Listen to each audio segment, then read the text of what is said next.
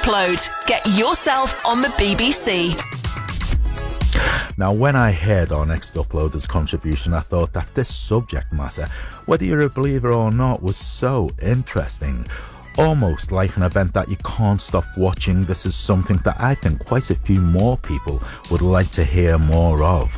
Our podcast that captures our imaginations with the esoteric by exploring a paranormal history, recalling the events of university student Chris and what he witnessed whilst working at Carlisle Laser Quest, formerly the site of one of City's most infamous prisons. This is Tom Barrow from Cumbria with an excerpt of his podcast, Inspectre Paranormal, Episode 6, Gallows Court. BBC Upload. The best in new comedy, poetry and spoken word. Hello there, I'm Tom Barrow and welcome to Inspectre Paranormal. Tonight we're off to the ancient city of Carlisle in the far north of England. Our story comes from 42-year-old Chris, who back in the early 2000s experienced a series of baffling and chilling encounters whilst working at the city's laser quest. But this wasn't just any run-of-the-mill laser quest. It was built on the site of one of Carlisle's most infamous prisons. As ever, I'll also be joined by our team of experts who will be putting their best historical, sceptical and spiritual minds forward to try and figure out what happened. Do you believe in ghosts? I don't know. I never used to. There would have to be some sort of science behind it. So those dulcet Northern Irish tones belong to Chris. He originally moved over to the north of England with his family back in the mid-1990s. He's 6'4" with a tall, muscular frame. Until recently, I hadn't thought anything of it. And then I mentioned the reasons why I'm here. And then obviously more has come to light since then, which has freaked me out a bit. My wife will tell you, I never watch horror films. I can't be dealing with the anxiety of horror films and things like that. So maybe that's one reason why I never really thought about the supernatural. I was desperate for another job, and someone said, you should try Laser Quest. And there was a girl called Jess that used to go to the art college, and I think she worked there. And she said, yeah, you'll love it. It's great. The people there are brilliant and stuff. So I went in and thinking like, I might not be here very long. It'll just be a temporary thing. But then I ended up working there, and the people that worked there were brilliant. The building was built on a bit of a slope. So half the building was underground as such, and half it was sort of like a bit further up on a higher level. The buildings that backed onto it were council buildings, and that was Gallows Court. So initially I didn't realise any of this, but it was actually, the building was built on what used to be the prison for the county and the town, going back hundreds of years. Built in 1935, and it was this big old sort of Art Deco looking garage with a weird bit that sort of like joined the bridge, and then there was a big posh Victorian hotel. The building's been raised to the ground. It's now a car park. So down the side of the building was a corridor. We'd use that to get access to the back fire exit. You take your bins out, the boring stuff. So this corridor ran down, joining Gallows Court, which was supposed to be the area where they would have hung the prisoners. But there was motion sensors all the way down there. So when we would take the bins out, say, we'd go down the corridor, you trigger motion sensor number 1, and it would chime. Go down further, it would trigger motion sensor number 2, and then one at the back where the fire doors were, motion sensor number 3. So in the day you'd be sat there, no one in the building, no one about, and you'd hear motion sensor number 3. Then you'd hear motion sensor number 2. And then you may or may not hear motion sensor number 1, which would suggest that someone's at the door. We'd always think, that's weird. And we just thought it was a glitch or something.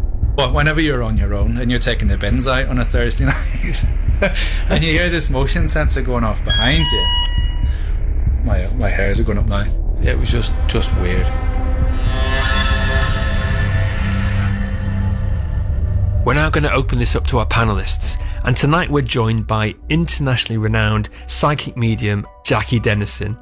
And on the sceptical side of the coin, we have our resident naysayer and chief debunker, Tom Page. Yes, spirit can affect electrical equipment, and I'll give you an example of what I mean.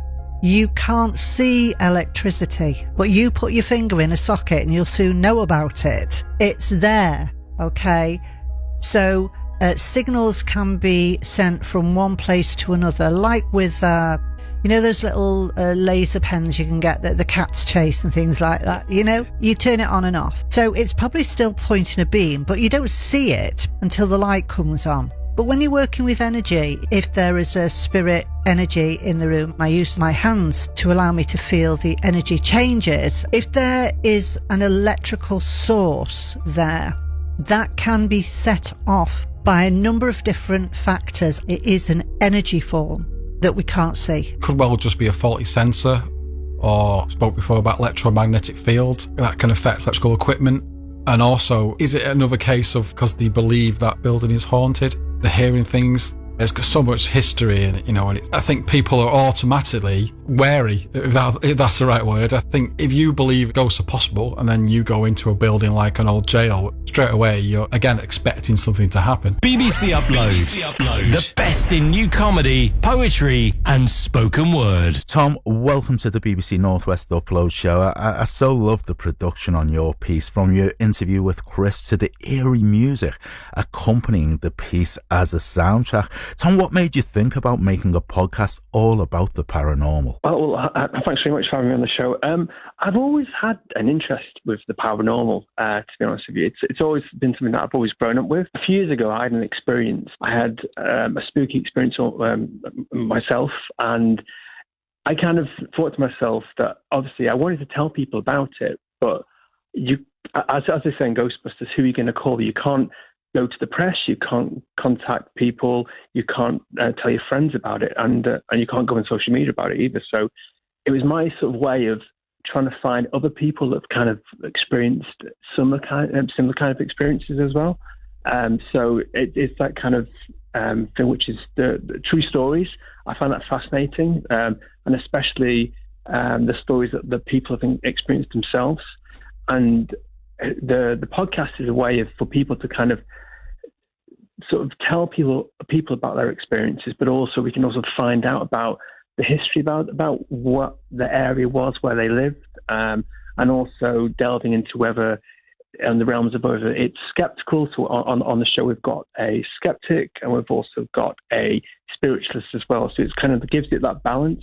You said, Tom, you wanted to identify with people who'd had similar experiences. Has this proved to be a popular subject to showcase to people? Very much so. It's kind of like underground, because obviously if you think about the news and stuff, it's not reported. These type of things are kind of poo-pooed by the news. They're not kind of historical societies and stuff. They don't really want to kind of embrace the paranormal Sure. per se. So it kind of feels like it's slightly underground.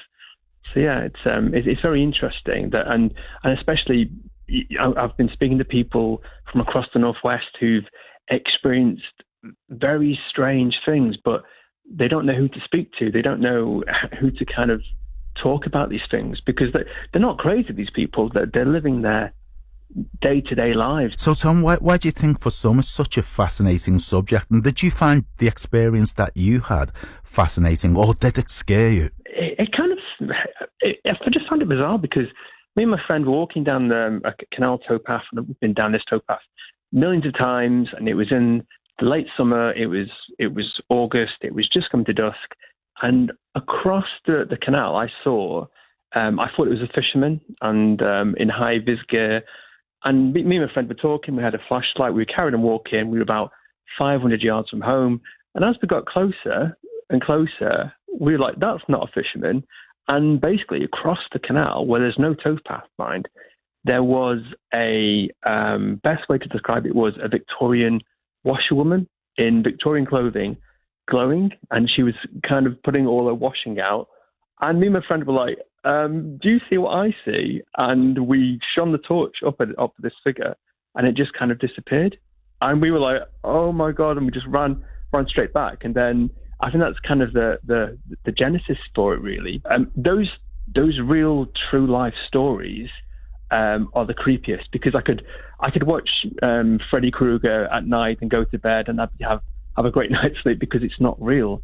But because these things have happened to real life people, that's the scariest thing, because you can kind of think, well, is that going to happen to me as well? Because of radio, you can tell your story without sort of fully exposing yourself, really. And I think that's the beauty of radio, and it's very intimate as well. It's hard for me to remain impartial, I've got to say, Tom, because I quite lean towards that. I'm like you. I grew up with television shows like The Twilight Zone and The Outer Limits and this kind of thing, so I tend to lean towards that. You also have panelists attending your podcast. It keeps it balanced, really. It's so important, because I think when you look at a lot of paranormal stuff on the internet, it goes straight into the fantasy side of things. The team on our podcast is fab, because even Jackie Dennison, she will eliminate a lot of things, first of all, before she kind of goes into the spiritual.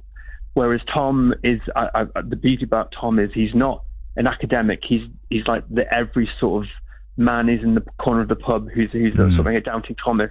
But I think it's good to kind of have that balance. Tom, it's been absolutely fascinating chatting to you. I could talk about this all night. Unfortunately, we've run out of time. But again, Tom, thank you so much for submitting your content to our uploader, and hopefully we can avail ourselves of a lot more episodes in the future. I find this a fascinating subject, and it's been so interesting to have you on. Oh, well, thank you so much, Carl, and thank you to the BBC for giving me this opportunity. It means a lot. Thank you.